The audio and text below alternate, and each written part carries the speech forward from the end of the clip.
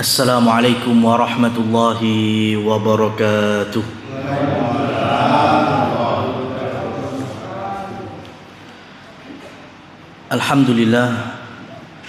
Alhamdulillahi rabbil alamin wa bihi nasta'inuhu ala umurid dunya waddin. Asyhadu an la ilaha illallah wahdahu la syarika lah wa asyhadu anna Muhammadan 'abduhu wa rasuluh. Allahumma salli wa sallim ala nabiyyina Muhammad, amma ba'du. Jamaah muslimin muslimat rahimani wa rahimakumullah. Alhamdulillah dalu menika kula panjenengan dimudahkan Allah Subhanahu wa taala berkumpul di tempat yang kita muliakan, dan Allah juga memuliakan tempat ini. Tentu harapannya rahmat, barokah, inayah dari Allah Subhanahu wa taala kepada kita sekalian, yang ujung-ujungnya harapan terbesar kita adalah meraih surganya Allah Subhanahu wa taala. Allahumma amin. Dan niki pengajian pun mulai dari Ramadan perdana niki. Oh, ndon beberapa kali. Tapi lek kula ngucapne sugeng riyadi dimaklumi nggih. Wong kula ngriki nggih tasih Syawal. Sampun tuntas, Pak, siam Syawal. Alhamdulillah. Ibu-ibu nggih pun khatam nggih Syawal nggih. Rasulullah Shallallahu Alaihi Wasallam sasi pungkur niku kan diantara fadilah Ramadan, dawe Nabi, tuftahu abwabul jannah wa tughlaqu abwabul jahim. Bilih fadilah utawi keutamaan keagungan Ramadan niku, pintu-pintu surga dibuka, pintu-pintu neraka ditutup. Hikmah napa Bapak Ibu-ibu? Hikmah pintu surga dibuka, pintu neraka ditutup itu apa? Lek menawi tirose para ulama, di antara hikmahnya adalah dimudahkan dalam beramal. Nuansa Ramadan benten tebik tinimbang di luar Ramadan. Ya, fakta di lapangan nggih wow. Rasul sallallahu alaihi wasallam menghendaki umatnya, man shoma ramadhana tsumma ba'ahu sittan min syawal fakana lahu kasiyamid dahr. Sapa wae sing siam Ramadan fardhu wajib sesasi, bar ngono diiringi, didumplengi dengan puasa 6 hari Syawal, koyok wong iki dadi poso setahun utuh. Pahalanya seperti kita puasa sepanjang tahun. Maka ini fadilahnya puasa sunnah 6 hari Syawal. Nah, bapak-bapak sing boten enten halangan ya, libur haid atau nifas atau menyusui selama Ramadan, kan puasa Ramadannya lek jenengan sehat, boten gerak, boten musafir, Ramadan ini kan tuntas 100%. Nggih napa mboten? Alhamdulillah. Sebulan utuh kita melakukan puasa wajib kuat. Bosok ketemu 6 dino. Ya, 6 dibanding 30 abotan sing pundi? Kuduke abotan sing pundi? Kuduke kan abotan sing 30. 6 nih hitungane kur kena seminggu kok. Ya, tapi rasanya banyak gagalnya yang 6 hari daripada yang 30 hari. Nah, berarti masalahnya teng pundi? Nah, masalahnya pun benten nuansa, suasananya pun beda, Pak. Ya, Ramadan selesai, ya, sudah nggak seperti yang Rasul gambarkan, dibuka pintu-pintu swarga, ditutup pintu neraka pun boten ngoten melih. Sehingga ketika Ramadan usai kita melaksanakan amal niku nggih kadang rada abot. Godaan sing Ramadan kuat dari tipis sampai sing abot kuat, tapi ya ketemu Syawal ini Masya Allah. Napa melih ben jemah kalian Ahad niku kula enten undangan nikahan terus ya Pak. Ya, niku kan bisa dipastikan jemah Ahad kula mboten nyawal blas niku. Ya. Terus mesti kena Senin, Selasa, Rebo, Kamis jemah praise. Ya. Mengke Setu saged melih, mengke Ahad ya, buka lagi ngoten terus. Ini salah satu memang usaha di dalam istiqomah selepas Ramadan. Ma'asyiral muslimin rahimani wa rahimakumullah tabaraka wa taala. Dalu menika kula ngajak kaum muslimin muslimat ngaji surat Al-Qasas. Surat Al-Qasas. Dados surat Al-Qasas niku artosipun kisah. Kisah-kisah. Ya. Lah nyapa kok sampai disebut nih kisah-kisah niku salah satu tafsirnya. Ini aktor utama dalam Al-Qasas itu banyak kisahnya Nabi Musa alaihissalam. Ya, mulai dari sebelum lahir sampai Allah mudahkan mengalahkan Fir'aun dengan terbelahnya Laut Merah, itu lengkap di dalam surat Al-Qasas.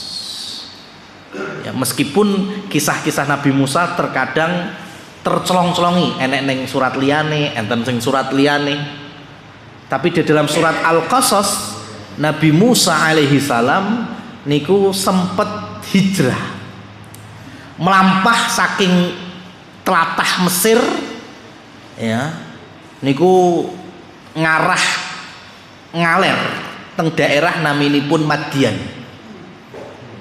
Ya. Di Madian niku enten piyantun soleh beriman dikenal dengan Syekh Madian. Meskipun dalam riwayat yang lain ada yang menyatakan orang soleh Madian itu tak lain Nabi Syuaib alaihissalam. Kalau mboten bahas perselisihan siapa yang benar, intinipun Nabi Musa ketemu dengan Syekh Madian ini, terus cerita guanyi mulai awal kehidupan di Mesir sampai tibanya Nabi Musa di negeri Madian. Nah, ketika Nabi Musa cerita niku oleh Al-Quran diabadikan, dan di zaman Nabi Muhammad sallallahu alaihi wasallam diceritakan kembali oleh Allah dengan firman-Nya, sehingga nama suratnya disebut dengan surat Al-Qasas. Nabi Musa nabi sing paling kathah diceritakne sak jroning Quran. Dibanding nih kisah Nabi Muhammad, katahan kisah Nabi Musa. Dibanding nih kisah Nabi Ibrahim, tasih kathah-kathah langkung, ya langkung-langkung kathah kisah Nabi Musa. Alasannya apa? Karena di hadapan Nabi Muhammad sallallahu alaihi wasallam, Nabi Muhammad niku diutus napa kur wong Mekah tok, mboten to? Napa kudu wong Arab tok? Nggih mboten. Allah Subhanahu wa taala ngirim Nabi Muhammad, melahirkan ya dan mengutusnya menjadi nabi akhir zaman, rahmatan lil alamin. Kabeh termasuk umat-umat yang telah Allah turunkan sebelumnya Alkitab. Sinten niku? Nggih teng Al-Fatihah ya awake dhewe niku. Ihdinas siratal mustaqim siratal ladzina an'amta 'alaihim ghairil maghdubi 'alaihim waladdallin. Kita mohon petunjuk jalan yang lurus, jalan di atas tauhid, agama Islam yang bertauhid sebagaimana yang diajarkan oleh Nabi Muhammad dan didakwahkan oleh beliau sallallahu alaihi wasallam. Ojo sampai awake dhewe niru-niru. Umat disebut dua. Yang pertama umat yang dimurkai, al-maghdub. Sinten niku? Yahudi. Sing nomor kalih ad-dhalin, Nasara. Padahal mereka dua-duanya Allah turunkan Alkitab. Orang Yahudi Allah turunkan Taurat, orang Nasara Allah turunkan Injil. Tapi kenyataannya tidak membawa keimanan kepada Nabi Muhammad sallallahu alaihi wasallam. Masyarakat Yahudi niku ngimani Nabi Adam napa mboten? Iman. Kalian Nabi Ibrahim iman, Nabi Musa iman. Ketemu Nabi Isa mboten iman. Apa meneh Nabi Muhammad sallallahu alaihi wasallam niku Yahudi. Nasara meh padha, Nabi Adam diimani, Nabi Nuh diimani, Nabi Ibrahim, Nabi Musa diimani, sampai Nabi Isa diimani. Tapi Nabi Muhammad mboten. Lah sing imani Nabi Muhammad niku sinten? Nggih, kaum muslimin yang bersyahadat, berikrar, diantaranya yaitu wa asyhadu anna Muhammadar Rasulullah. Umatnya Nabi Muhammad iman kepada nabinya, Nabi Muhammad. Contohnya kula lan panjenengan. Lah awake dhewe niku iman terhadap Nabi Isa napa mboten? Iman nggih. Kalian Nabi Musa nggih iman. Kita meyakini nabi dari Nabi Adam, Nabi Ibrahim, Nabi Hud, Soleh, Yusuf, Yakub, kita imani semuanya. Ya, makanya kalau umatnya Nabi Muhammad aman, sampai Nabi Muhammad tetap diimani. Oleh karenanya Al-Quran tidak banyak menceritakan kisahnya Nabi Muhammad Sallallahu Alaihi Wasallam, karena Al-Quran itu diperuntukkan bagi seluruh manusia, termasuk orang Nasara. Al-Quran diwacane neng ngarepe orang Nasrani harusnya membawa hidayah. Kenapa? Di dalam Al-Quran ada kisah Nabi Isa, ada kisah Nabi Maryam, Imran. Itu dalam Injil diceritakan. Untuk orang Yahudi juga sama. Al-Quran juga membawa kisah Nabi Musa, paling banyak lagi. Supaya apa? Ya orang Nasrani tahu dan mengimani Nabi Musa, orang Yahudi juga mengimani Nabi Musa, sehingga mereka bisa terketuk hatinya, hidayah menyapa mereka, kemudian bisa bersahadat meyakini Allah Subhanahu wa taala satu-satunya ilah. Itulah kenapa Nabi Musa paling banyak disebutkan dalam Al-Quran. Wa'asyiral muslimin wal muslimat rahimani wa rahimakumullah tabaraka wa ta'ala. Kula awali ayat sedoso. Ayat sedoso niku mengkisahkan ibunya Nabi Musa. Ya. Allah Subhanahu wa taala memulai dengan wa asbaha fuadu ummi Musa farigha. Ya. Hati ibunya Nabi Musa menjadi kosong. Ya. Nah niki ceritane pripun? Kula tarik ke belakang sebentar. Bapak-bapak, ibu-ibu yang dirahmati oleh Allah, Nabi Musa niku lahir teng tlatah Mesir. Mesir niku sing dikenal ada sungai Nil. dan ada pemimpin yang berkuasa bergelar Fir'aun. Fir'aun di zaman Nabi Musa yang ada di dalam Al-Quran kisahnya niku Fir'aun sing kekuasaannya Masya Allah di mana-mana besar, berjaya. Tapi aslinya Fir'aun di zaman Nabi Musa niku pun selemah-lemahnya Fir'aun dibandingkan Fir'aun jauh masa sebelumnya.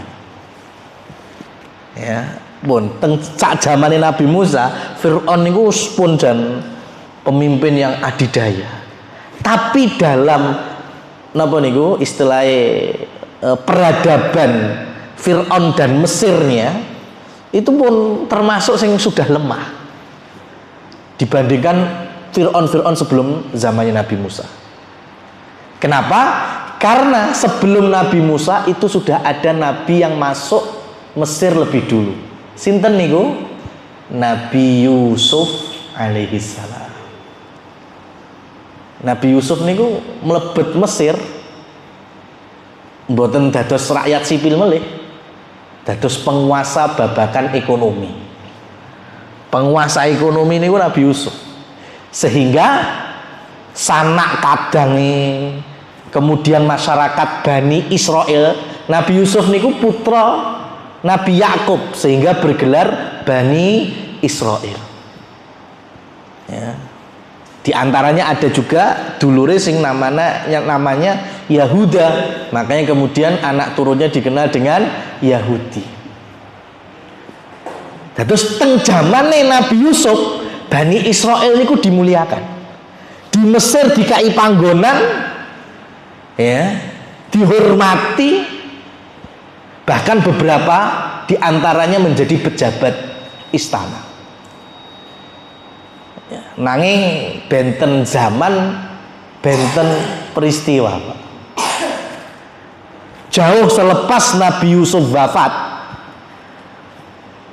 pemimpin Mesir Fir'aunnya itu bukan lagi ngambil dari Bani Israel, tapi ngambil dari pribumi Mesir yaitu Koptik atau masyarakat Egypt. Ya. Dan Bani Israel berubah menjadi budak. Ya. Teng zaman Nabi Yusuf, Bani Israel dihormati teng Mesir. Tapi di zaman Nabi Musa, Bani Israel dados napa? Budak. Ya. Sehingga jenengan lek emut Nabi Yusuf niku mukjizate salah sawijine napa, Pak? Selain ganteng. Napa mukjizate Nabi Yusuf? Mampu menafsirkan mimpi.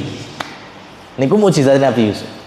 Lah, ilmu dan skill menafsirkan mimpi niku mboten pedhot dengan wafatnya Nabi Yusuf. Nabi Yusuf ngajari skill menafsirkan mimpi niku teng anak putu, Pak. Sehingga sebagian Bani Israel ada orang-orang yang paham takwil mimpi. Meski Nabi Yusuf sampun sedo. Ya, bahkan sampai hari ini pun kan masih ada beberapa ulama yang Allah bukakan hikmah untuk mampu menafsirkan mimpi. Mung PR nang awake dhewe niki aja sampai salah wong, Pak. Engko iso sing ditekoni malah salah alamat dukun kuwi malah ya. Ya. Model keprekan primbon dan lain seterusnya. Tapi aslinya ada. Nah, kalau ringkes zaman Fir'aun di Nabi Musa dereng lahir niku, Fir'aun yang orang Mesir asli atau Egypt wau ngimpi, Pak. Ngimpine napa? Istanane remuk, cagak-cagak mewahnya itu hancur, berantakan. Kayak niku rapung mung pisan pindho mboten. Beberapa malam dimimpikan seperti itu. Kemewahannya hilang, istananya hancur lebur. Akhirnya kepikiran nih, wah kira-kira maknanya apa ya? Jur golek ahli takwil mimpi. Ketemune sinten? Ya ahli mimpi dari kalangan Bani Israil. Nggih turunane Nabi Yusuf wau. Dipanggil celuk teng istana, ceritane aku mimpi ngene-ngene. Menurutmu tafsirnya apa? Wong Bani Israil niku nyeritane lengkap banget. Jadi mimpine raja itu bahwa kekuasaan Anda akan dihancurkan oleh pemuda dari kalangan kami Bani Israil. Makanya emosi langsung. Kekuasaan Fir'aun selama ini akan hancur oleh orang dari Bani Israil, laki-laki dari kaumku. Akhirnya Fir'aun mulai mengeluarkan kebijakan undang-undang yang nggak masuk akal itu. Pokoknya neng Mesir enek bayi lahir lanang wajib dibelah, ya, wajib dibunuh. Nah, kemudian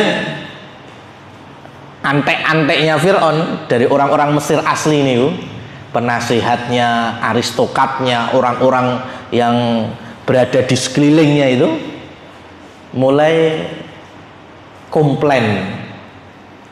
Babakan apa? Lah lek Bani Israil dibelai kabeh sing lanang-lanang.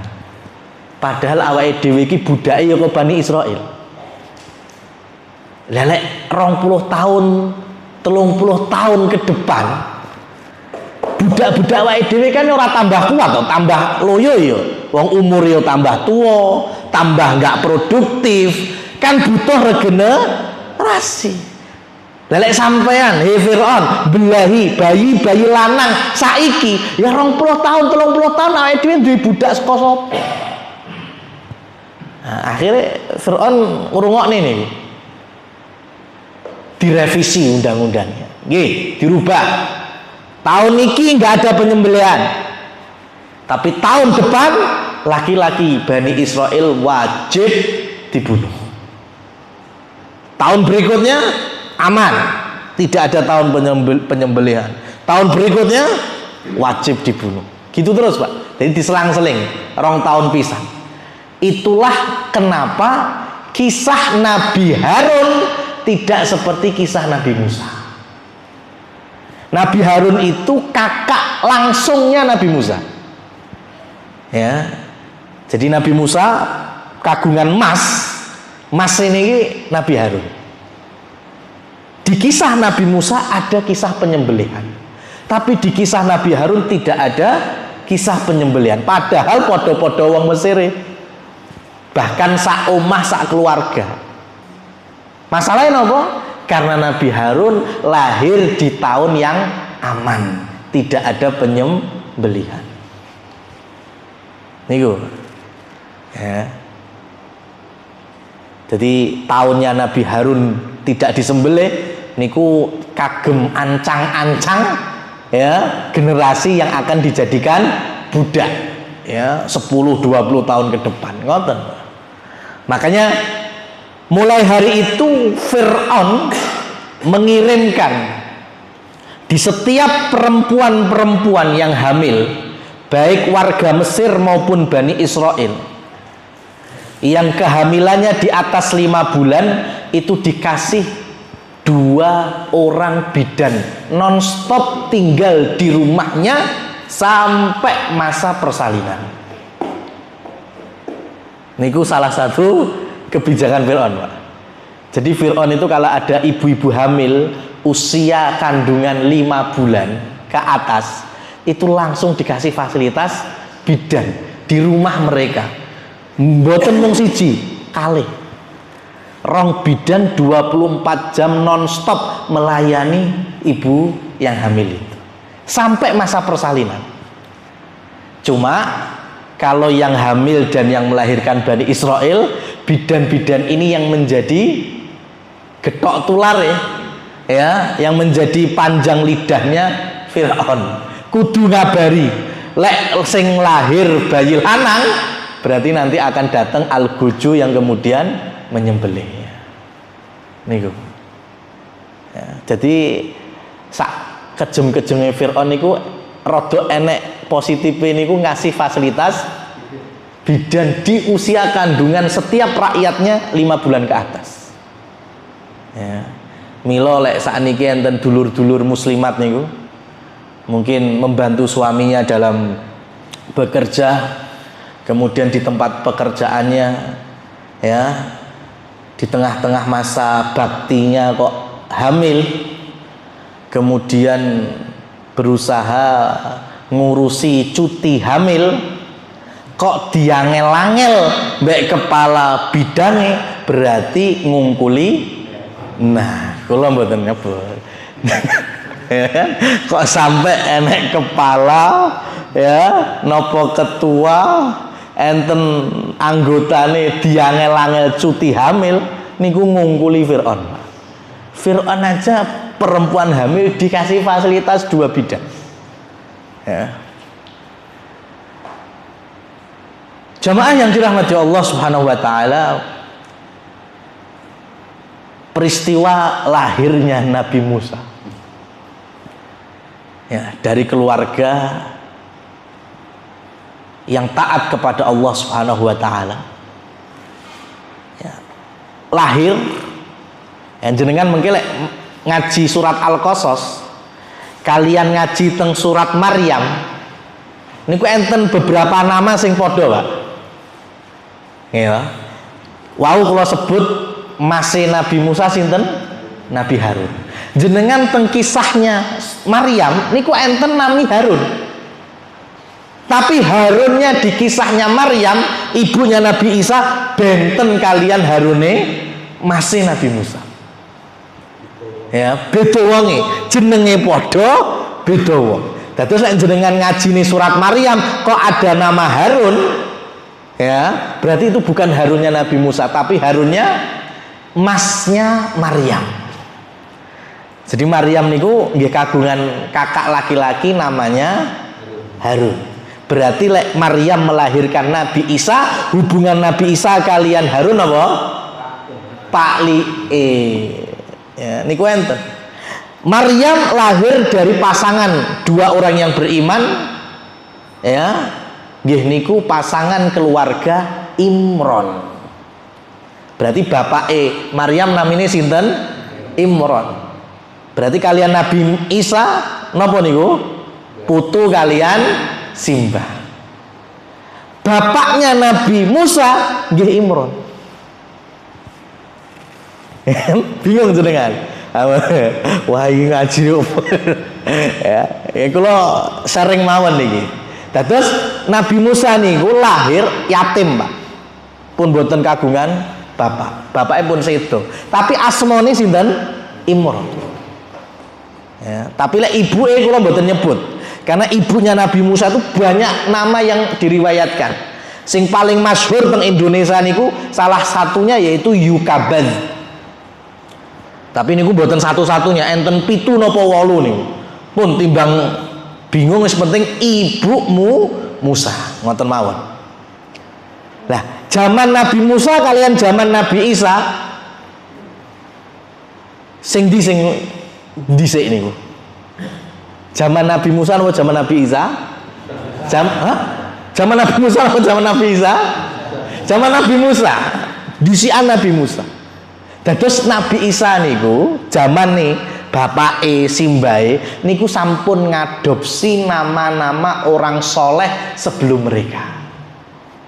Ya, kan Allah turunkan Alkitab tadi, ada Taurat, ada Injil. Dalam Taurat ada kisah keluarganya Musa, ada Imron.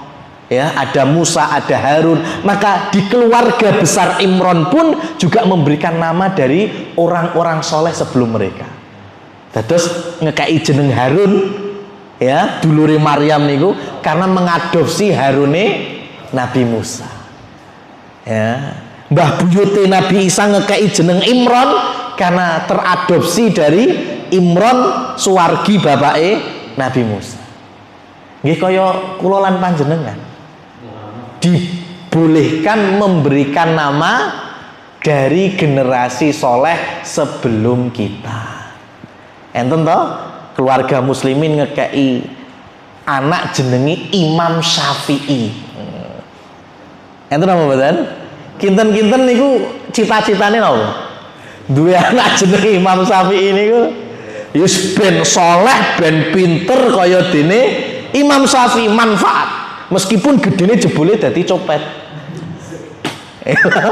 Ya, banyak dari kita mengadopsi nama-nama soleh orang terdahulu. Lha mboten napa niku angsal-angsal mawon. Ya. Lah. Jadi perbedaannya di situ. Ketika ibunya Nabi Musa melahirkan bayi laki-laki, ya, bidan yang membantu juga tahu yang lahir bayi laki-laki. Tapi kalau Allah sudah berkehendak, ya, salah satu tafsirnya Allah hujamkan rasa cinta, seneng melihat bayi kecilnya Musa, sehingga bidan pun nggak gelem ngelapor tuh mboten purun. Ya, harusnya kan tugasnya ngelapor. Tapi ketika Nabi Musa lahir, mboten dilapor. Niku wau persis ketika Nabi Musa mungkin dikelekne teng Sungai Nil. Diambil oleh putrinya Fir'aun, diserahkan ibunya. Lah istrinya Fir'aun ketika buka kok enek bayi Bani Israel lanang, itu Allah menghujamkan rasa cinta. Makanya bilang kepada suaminya, wahai suamiku, Fir'aun niku, bayi ini semoga bisa menjadi qurratu ainin li walak, menjadi penyejuk pandanganku dan pandanganmu. Tapi jebule Fir'aun gak jawab seperti itu. Wis penyejuk pandanganmu tok wis. Aku ora. Kata Abdullah ibnu Abbas, ya, menafsirkan ucapan dari cerita ini, kalau seandainya Fir'aun hari itu mengucapkan iyo dek, ya, nyejukne pandanganmu, nyejukne pandanganku, berpotensi Allah bukakan hidayah untuk Fir'aun. Tapi buktinya Fir'aun ini jok ngerti bayi Musa is kemaki, Pak. Pun sombong tenan. Ya. Maka di antara doanya orang beriman, yang baru mulai berkeluarga niku, teng surat Al-Furqan, alladzina yaquluna rabbana hablana min azwajina wa dzurriyyatina qurrata a'yun. Ya, kita memohon kepada Allah supaya pasangan kita, anak-anak kita itu menjadi penyejuk pandangan kita. Sebelum menyejukkan hati, itu menyejukkan pandangan terlebih dahulu. Ya. Makanya Imam Ibnul Qayyim menafsirkan bahwa air mata niku enten dua jenis. Sing biasane nangis jenengan apa ibu-ibu? Nah niki mengke PR kagem ibu-ibu kalian jenengan ya. Ibu-ibu sing biasane akeh nangis ini. Allah niku, ya, dawuh Imam Ibnul Qayyim Al-Jauziyah niku enten loro, Pak. Enten sing anget, enten sing anyep. Wong niku lek nangis, air matanya itu ada air mata hangat, ada air mata dingin, mboten kaya es lho maksudnya nggih. Wis mboten anget ngoten nggih. Enten sing anget, enten sing anyep. Kalau hangat atau panas itu keluar dari emosi yang takut, gelisah, khawatir, sakit hati, marah. Niku lek sampai nangis, niku luwih anget, Pak. Ibu-ibu jenengan titeni nggih. Tapi kadang enten wong niku saking senenge, bahagia, niku sampai nangis. Pamane jenengan, ya, surprise maringi istri ujug-ujug hadiah, ya, perhiasan pamane. Niku saking senenge, sak dal ya ora nate dikai hadiah mung pas kuwi. Ha niku sampai rasane seneng brebes mili nih. Keluar air mata. Ha niku cobi niku. Dengan demek niku anyep nih. Saking seneng dan bahagia nangis niku air matanya enggak hangat. Ya. Biasa saja. Ha niku PR wau nggih. Jenengan tanglet teng ibu-ibu menggih. Dik, apa ibu nih bocah-bocah winginane kae awakmu nangis kae lumu anget apa anyep ngoten nggih. Lek jawabane jebule Mas, pokoknya semenjak kula ndampingi jenengan niku benangis niku mesti anget. Wah niku. Berarti ranate bahagia. Tapi lek masyaallah sak rohku niku lek nangis niku mesti nangis bahagia. Wah, masyaallah, alhamdulillah. Ya, terus pandangan mata itu pun ada di dalam syariat. Nah, sebentar lagi di kisah lahirnya Nabi Musa ini juga ada dalam ayat ke-10 tadi, Pak. Jadi ketika Nabi Musa lahir, ibunya kan bingung, Pak, ki piye? Bidane sudah bisa tutup mulut. Tapi lek enek prajurit centeng-centeng antek-antek Fir'aun mlebu mah ngunangi piye? Ya. Makanya kemudian dalilnya tadi wa asbaha fuadu ummi Musa farigho. Jadilah hatinya ibunya Nabi Musa farigho. Farigho niku cara bahasanya kotong, Pak. Tapi tafsir Imam Ibnu Katsir menjelaskan banyak sekali yang tidak jauh dari makna wedi, khawatir, bimbang, stres, bingung, arep mikir kaya apa, sembarang kalir dari kecemasan itu masuk di dalam makna farigh. Ya. Sampai Allah Subhanahu wa taala berikan ilham. Allah turunkan wahyu kepada ibunya Nabi Musa. Ya. Napa niku? Lah niki enten tentang tafsir Imam At-Tabari dan Imam Al-Qurtubi rahimahullahu tabaraka wa taala. Allah Subhanahu wa taala berikan ilham. Ya, itu ada 3 makna. Yang pertama Allah ilhamkan melalui mimpi. Jadi ibu Nabi Musa diimpeni. Yang kedua Allah wahyukan dengan langsung di hatinya ibunya Nabi Musa dikongkon ngini. Yang ketiga Allah kirimkan ilham melalui perantara malaikat Jibril. Dan kalau kita lihat riwayat-riwayat yang ada, yang nomor 3 ini yang paling rojih. Terus ibunya Nabi Musa angsal wahyu ilham niku melalui perantara malaikat Jibril. Namun meskipun ibunya Nabi Musa mendapatkan wahyu dari Allah, bukan berarti ibunya Nabi Musa jadi nabi. Sebab tidak semua manusia dan makhluk-makhluk lain yang Allah turunkan wahyu mesti jadi nabi. Dan Al-Quran kan Allah berfirman, Allah mewahyukan kepada gerombolan An-Nahl. Napa niku? Tawon. Allah wahyukan kepada tawon piye cara gawe omah neng bukit-bukit, neng wit-witan, neng gunung-gunung. Berarti lebah dapat wahyu dari Allah napa mboten? Angsa. Tapi kan mboten enten ceritane nabi tawon kan mboten enten, Pak. Ya. Meskipun Allah berikan wahyu. Lah ibunya Nabi Musa juga sama. Dan kaidah para ulama dan ahli ilmu, Nabi dan Rasul pasti Allah pilih dari kalangan pria. Tidak ada Nabi dan Rasul dari kalangan perempuan.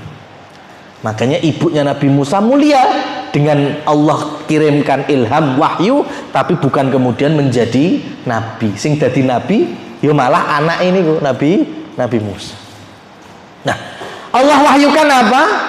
Allah perintahkan supaya Musa ditaruh di tabut. Tabut niku kaya peti niku. Ya, dados bayi Musa dilebokne peti, mburi omahe wong tuane Nabi Musa niku pun Sungai Nil, Pak. Ya. Dan niku kapurih ndeleh teng dhuwur kali, ditaleni, talinya diikat di belakang rumah. Fungsinya napa? Mengkelek ibuke Nabi Musa apal wayahe Musa mimi umpamane. Wayahe Musa digendong umpamane. Wayahe Musa tilem umpamane, ya, dibobok-bobok nih, nah itu tinggal ditarik. Ya, kemudian diambil, masuk rumah, diberikan asinya. Golek wis anteng, wis iso bubuk, ditaruh lagi di petinya, ditaruh lagi di atas sungai. Ngoten terus, Pak. Ibu berlahiran dikasih wahyu oleh Allah, anake kon ndekek mburi omah dhuwur kali. Niku kinten-kinten rasane pripun?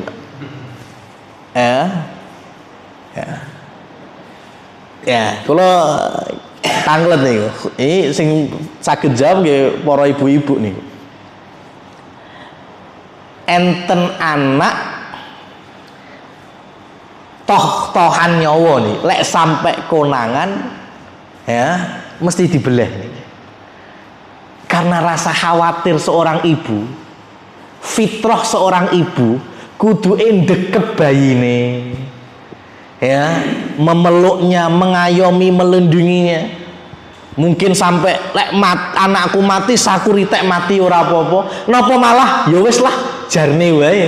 Kayak mburi omah ora apa-apa. Sing pundi kinten-kinten? Ibu-ibu jawab sing pundi? Ya, khawatir terhadap bayinya, kuduke bayine cedak mbek dheke dhewe, napa malah ya wis lah aku ben adoh mbek bayiku. Sing pundi kinten-kinten? Fitrahnya ibu yang mana? Yang dekat dengan anaknya. Ini pelajaran penting sekali jamaah yang dirahmati oleh Allah Subhanahu wa ta'ala. Jadi ibunya Nabi Musa itu membawa fitrah bahwa seorang ibu tidak bisa jauh dari anaknya. Niki fitrah, Pak. Ya. Tapi babakan kisah Nabi Musa, Allah perintahkan ora, anakmu aja sampai neng jero omah. Ya, makanya diminta untuk ditaruh di Sungai Nil. Bahkan sampai beberapa hari kemudian Allah perintahkan fa'alki 'alal yam. Wis saiki aja mbok taleni, kentirno, kelekno sisan anakmu itu. Fil yam. Al-Qur'an menyebutnya dengan Iyam niku segara, Pak. Padahal Nil niku segara napa kali? Kali. Tapi dalam Al-Qur'an sebutannya Iyam niku samudra. Ya. Jawabannya napa? Karena Sungai Nil niku ampun dibayangne kaya kali mburi omah jenengan. Ya, kaya dene Bengawan Solo mboten, Pak. Sungai Nil niku saking jembare, dawane, gede nih, niku sampai baijun berombak. Sing diombaki kali napa segara? Lagi. Makanya sampai ya, Sungai Nil itu dalam Al-Qur'an digambarkan seperti lautan. Ya. Allah perintahkan kepada ibunya Nabi Musa, ya, fa'alkihi 'alal yammi, lemparkan ya peti itu supaya kelit hanyut di Sungai Nil. Wah, itu yang membuat fuadu ummi Musa fariho, hati ibunya Nabi Musa kosong, cemas, bingung, Pak. Nah, hati kosong itu bahaya sekali, Pak. Bahaya sangat. Ayat selanjutnya itu wa in kadat latubdi,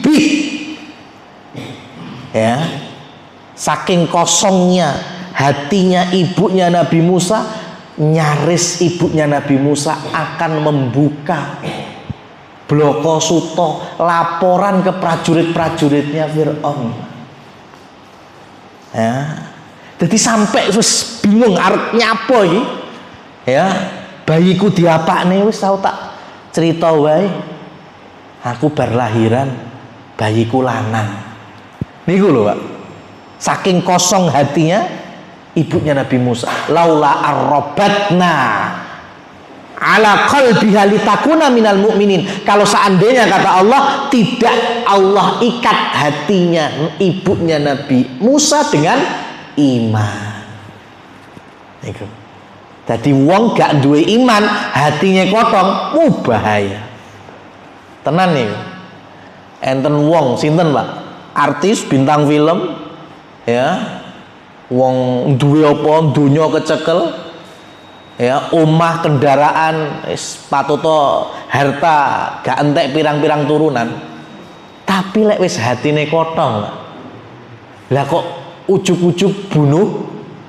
Nah, enten apa enten niku kathah to, kathah, ya, wong wis terkenal neng dindi, ya, dikenal, diundang, ya, sampai menghasilkan pundi-pundi keuangan, kayak artis-artis ngoten niku. Tapi hatinya kotong. Lah kok sesuke beritane muncul kasus narkoba. Ya toh? Niku sebabnya napa? Hati kosong. Ya itu tadi, fuadu ummi Musa farir. Bahaya hati kotong. Ya, apalagi nggak punya iman. Nah, hati ini ku kagungan isyarat. Hati itu punya isyarat, punya tanda, Pak. Dan di antara isyarat terkuat dari hati itu, jendelanya adalah penglihatan mata. Ya, tadi qurratu a'yun tadi loh, Pak. Ya, makanya dalam istilah bahasa kita biasa mendengar tatapan matanya. Nah, nih Pak. Tatapan atau pandangan matanya kosong. Hati-hati. Wong lek pandangan matanya kosong, biasanya hatinya lagi bermasalah. Mbuh cemas, mbuh bimbang, mbuh khawatir. Ya. Hati-hati. Cobi kula tak pritili siji. Enten sing tatapane kotong napa mboten iki. Koe sing mburi niki. Ya, karena tatapan mata itu jendela bagi hati. Wong lek tatapannya kotong, hatinya sedang bermasalah. Dan kuncinya adalah di kisahnya ibu Nabi Musa. Allah ikat dengan iman. Makanya kalau ada orang beriman sedang sedih, oh karena wong duwe iman, sedih, pasrahkan kepada Allah. Sedihnya jadi zikir, sedihnya jadi sholat sunnah, sedihnya jadi sodako. Enten sing khawatir, galau, gelisah, bimbang. Wong duwe iman, ya wis, pasrahkan kepada Allah, tawakalnya yang dikuatkan. Ya, buka Al-Qur'an, darus napa tilawah. Niku lek wong duwe iman. Lah ibunya Nabi Musa nggih niku, Pak. Ketika Allah berikan iman, ketika fitrahnya harusnya dekat dengan anak, Allah perintahkan anakmu kudu mbok kelek neneng kali. Diterima apa tidak? Diterima. Sami'na wa atokna. Padahal fitrahnya kudunya cedak mbek anak. Ya. Ini bapak-bapak, ibu-ibu yang dirahmati oleh Allah Subhanahu wa taala. Ya, karena nanti Nabi Musa ini gede, ya, Nabi Musa gede. Nantinya tadi pun kula sampai nih sempet hijrah dari Mesir ke Madian, angsal judu teng Madian. Ya, judune Nabi Musa niku putrinya Syekh Madian, naminipun Sofuro. Ya. Bekerja di tempat mertuanya niku 10 tahun Nabi Musa. Bar 10 tahun niku kondo teng anak bojone ngeten. Ayolah Dik, wis awake dhewe bali wae ning Mesir. Ya, aku kangen ibu. Ya, aku rindu dan aku ingin menghabiskan ya usia ini untuk berbakti kepada ibuku. Itu cerita gede Nabi Musa, Bapak Ibu-ibu. Maka berjalanlah Nabi Musa dari Madian, start dari Madian menuju Mesir, melewati daerah yang diambil daerah Sinai, gurun Sinai. Di gurun itulah ada bukit yang dikenal dengan Bukit Tursina. Jenengan kan apal ayate watini wazaitun waturi sini. Lah niku Bukit Tur Sina niku. Ya. Perjalanan dari Madyan ke Mesir melalui Bukit Tur Sina, Allah panggil Nabi Musa untuk naik ke atas bukitnya. Dalam perjalanan Nabi Musa kangen ibunya, ingin bakti kepada ibunya. Allah panggil naik ke Bukit Tur Sina, dan ternyata di Bukit Tur Sina itulah Allah ajak bicara Nabi Musa, dan Allah lantik menjadi salah satu nabi dan rasul. Ya. Bergelar kalimullah, nabi sing dijak omong-omong be Allah Subhanahu wa taala. Kalau boleh pakai narasi lain, bapak-bapak, ibu-ibu, Allah memilih momentum melantik Nabi Musa jadi utusannya dalam perjalanan berbakti kepada ibunya. Bukan sembarang amalan nih kemana? Ya, bakti kepada ibu, bakti kepada orang tua, masya Allah. Karena Nabi Musa itu ketika disebutkan ibu, wah niku pun gambarannya langsung di masa bayinya, ibunya mempertaruhkan nyawanya supaya Nabi Musa tetap hidup, niku tergambar dengan jelas. Ya. Bahkan ketika sudah berdakwah di hadapan kalangan Bani Israel itu, Allah panggil lagi Nabi Musa ke Bukit Tur Sina. Allah berikan lauh Taurat niku selama 40 hari 40 malam di Bukit Tur Sina. Ditinggal nih umatnya, dititip nih neng masih, yaitu Nabi Harun. Lah kok jebule turun dari Bukit Tur Sina setelah 40 hari kepergian beliau, lah masyarakat Bani Israel malah wis ono sing nyembah patung sapi sing digawe saka emas. Nabi Musa marah nih Pak, betul-betul marah. Ditinggal Allah rong sasi urung genep loh, ya lagi karo tengah sasi patut-patut toh. Lah kok wis mulai syirik. Maka Nabi Musa marah pertama kali golek sinten? Ya masih dewe Nabi Harun. Ya, di Al-Qur'an itu dikisahkan itu Nabi Musa ngambil rambutnya dan ngambil jenggotnya Nabi Harun. Marah itu. Ya, Nabi Harun ngedem-ngedem, aku ki masmu, aku ki dulurmu. Orang arah mas-masan, orang arah dulur-duluran. Ya, marah betul.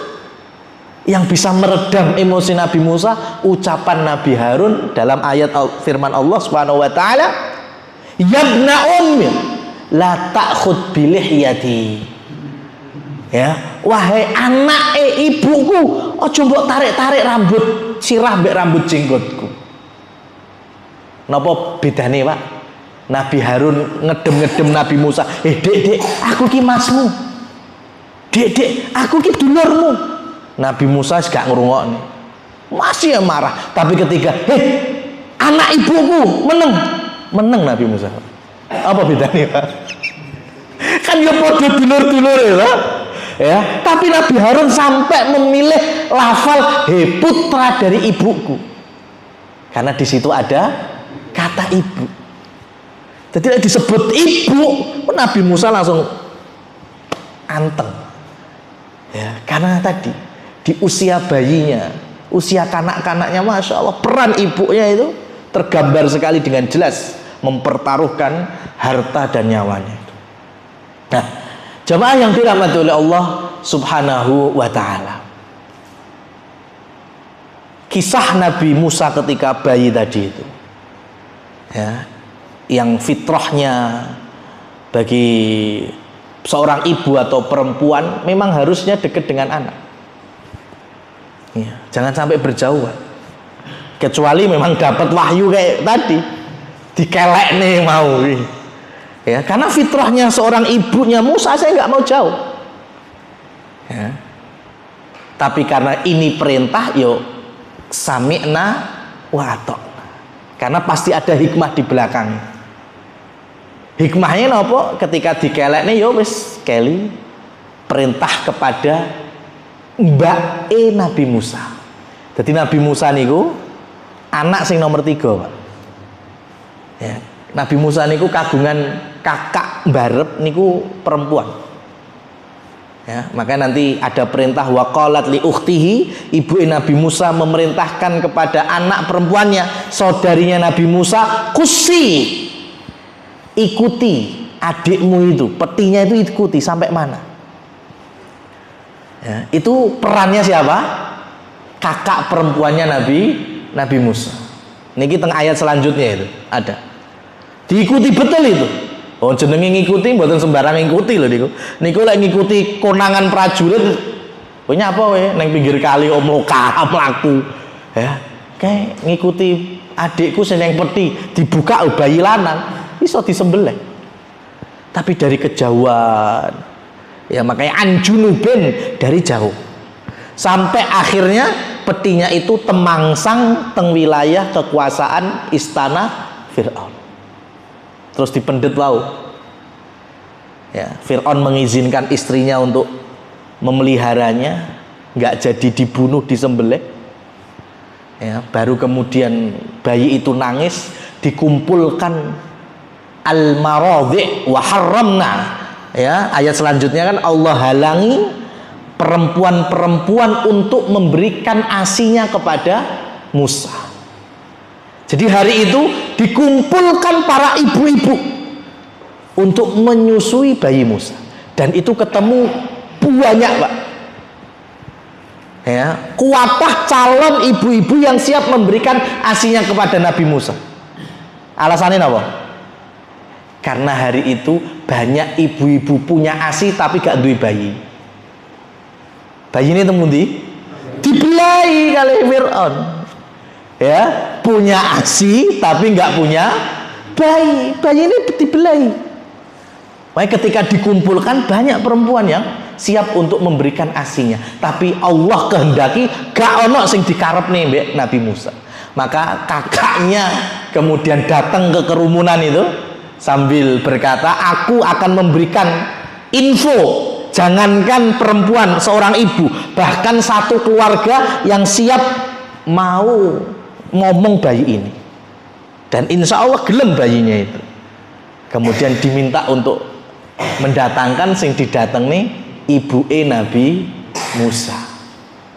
Ya, ketika datang kemudian Nabi Musa digendong, diberikan asinya, mau wong becen kuwi asline ibu dhewe kok. Ya, tapi kan nggak tahu istana hal ini, sehingga kemudian ibunya Nabi Musa tinggal di istana beberapa saat, terus minta kepada Fir'aun, piye lek bocah iki tak ngomong neng omah wae piye, kowe luwes neng omah. Ya, sampai masa penyapihan, kowe banti sapeh pun terserah sampean. Fir'aun setuju, ya wis, dikirim semua kebutuhan sampai usia sapih 2 tahun niku. Ya, kemudian bayi Musa balik lagi ke rumah ibunya. Bahkan ibunya Nabi Musa mendapatkan jatah gaji dari istana Fir'aun. Ayo sakniki angkat tangan ibu-ibu sing memberikan asi untuk bayinya digaji, ayo. Nah, memberikan asi untuk bayinya digaji. Ya. Itu ibunya Nabi Musa mengalami hikmah dari mentaati perintah Allah, ngelekne bayi. Ya, padahal aslinya jiwanya, fitrahnya itu pengen dekat dengan anaknya, tapi Allah tahan dulu. Ya, biarlah Allah takdirkan jauh sebentar, tapi ternyata Allah kembalikan lagi, bahkan dalam kondisi aman. Wes istana Fir'aun ra mungkin ya areng ngotak-ngatik nih apalah beleh boten pun aman sampai Nabi Musa nantinya besar di istana Fir'aun. Ini jamaah yang dirahmati oleh Allah Subhanahu wa taala. Memang kajian pada kesempatan kali ini lebih khusus bagi para muslimat. Ya, fitrah keibuan ya tidak jauh dari anak, ini bagian dari syariat. Jenengan pernah pirsa napa mboten? Hadis ceritane Nabi Muhammad sallallahu alaihi wasallam niku ngimami. Lajeng tengah-tengah salat Nabi Muhammad niku mireng enten tangisan bocah. Lajeng Nabi Muhammad Shallallahu Alaihi Wasallam mempercepat salat. Niku sahabat kaget Pak. Ya, bar salam niku mereka langsung tanya kepada Nabi, ya Nabi, enten apa kok? Ya salat dipercepat ya ada apa? Wong Nabi niku mboten enten kasus, ya lek mboten enten wahyu dadak napa-napa mempercepat salat niku mboten enten. Nabi mung cerita, lah mau tengah-tengah salat aku krungu enek bayi nangis. Aku tidak mau memperlama bocah atau anak itu berjauhan dengan ibunya. Barangkali nangis karena lapar, barangkali nangis memang pengen digendong, barangkali nangis pengen ditidurkan oleh ibunya. Maka Rasul Shallallahu Alaihi Wasallam sampai meridhoi mempercepat sholatnya. Goro-goro ben anak mbek ibu niku cedhak. Lah kok sakniki ya malah enten ya wong malah nun sewu nih dalam tanda petik nitip nih anak miber sampai Hong Kong, Taiwan, ya, niki sing putih loh, ya, dengan alasan mencari dunia, ya. Islam tidak melarang mutlak atau melarang 100% perempuan bekerja itu mboten, untuk membantu suami, memenuhi kebutuhan hidup dan hajat-hajat ya dunia, mboten enten larangan mutlak. Tapi dibalik itu semuanya Islam memuliakan perempuan dengan apa? Dengan pekerjaan yang sangat mulia, yaitu mencetak generasi, mendidik generasi. Maka pepatahnya kan al-ummu madrasatul ula, ibu kuwi sekolahan pertama. Ini kagimana anak ini? Kita rindu lahirnya imam-imam, dari awal tuh didikan ibunya. Imam Syafi'i lahir niku yatim, ibuke sing gandeng ben sore niku teng masjid belajar dengan syekh-syekh Quran, hadis dan seterusnya. Kita rindu ibu-ibu sosok seperti ibunya Imam Malik yang setiap pengen belajar niku putrane Imam Malik Alid niku disandangi pakaian-pakaian penuntut ilmu. Ya, karena di Madinah biasa memakai sorban, jadi anaknya disurbani diudeng-udeng nih. Ya, pokoknya style penuntut ilmu nih.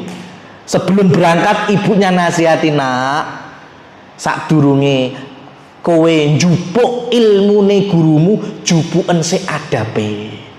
Belajarlah akhlak dari gurumu sebelum engkau mengambil ilmu darinya. Kita rindu ibu-ibu sing iso ngandani anak-anak. Ya, sekolah nuntut ilmu rakur engko ben penggaweanmu gampang, gangsar golek gawe, ijazah apik, ya, hilang kesolehan, hilang ketakwaan. Kita butuh bukan hanya kepintaran tapi yang takwa, yang soleh. Itu lahir dari tangannya siapa? Para ibu-ibu muslimat mukminah.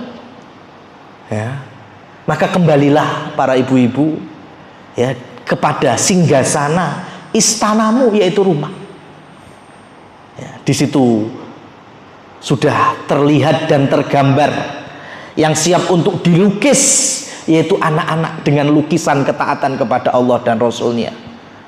Ya, mengukir ibadah dan amal soleh anak-anak menjadi generasi yang lanjutan dari ayatnya qurrata ayun itu, waja'alna lil muttaqina imam.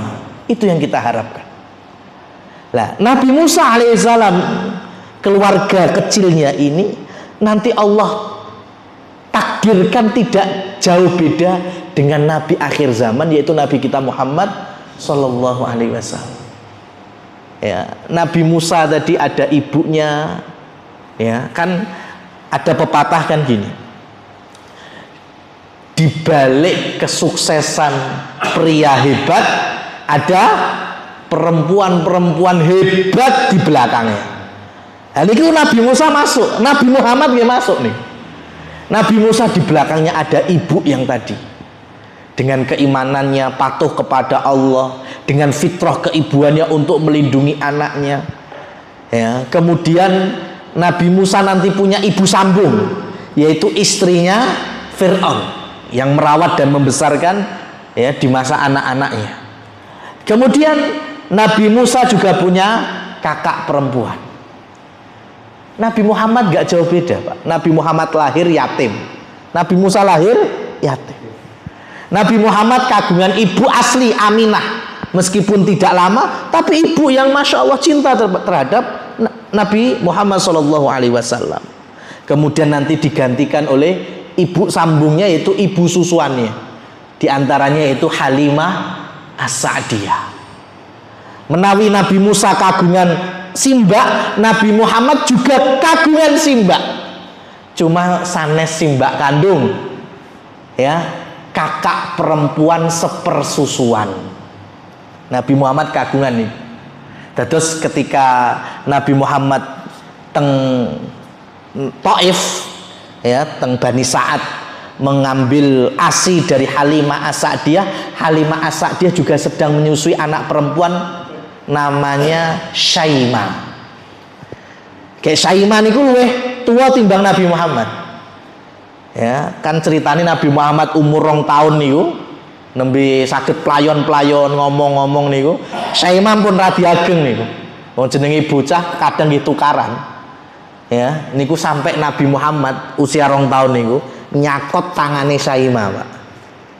Ya, dan niku membekas niku. Makanya ketika Nabi Muhammad sudah jadi Rasul, sudah berdakwah, ya, itu diantara yang masuk Islam kan berbondong-bondong warga Taif.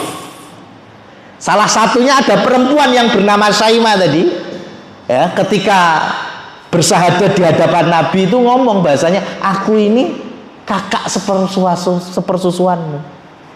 Nabi bertanya, engkau Syaimah? Iya, aku Syaimah. Kalau engkau betul-betul Syaimah kakak sepersusuanku, aku masih ingat dulu aku pernah gigit tanganmu. Terus dibuka lengan bajunya gini, tasnya enten, Pak. Cokotannya Nabi Muhammad itu masih bekas. Ya, makanya Nabi Muhammad itu nggih kagungan simbak, tapi simbak sepersusuan, sanes simbak gandum.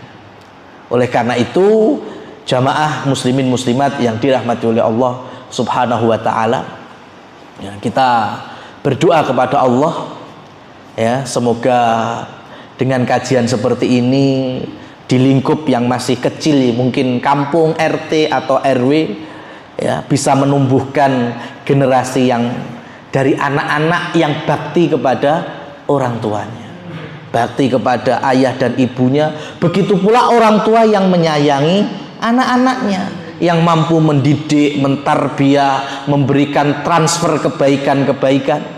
Dan semoga Allah mudahkan kita di dalam beramal seperti itu. Allahumma amin. Rabbana hablana min azwajina wa dzurriyyatina qurrata a'yun waj'alna lil muttaqina imama. Allahumma ya muqallibal qulub tsabbit qulubana ala dinik, wa ya musarrifal qulub sarrif qulubana ila ta'atik.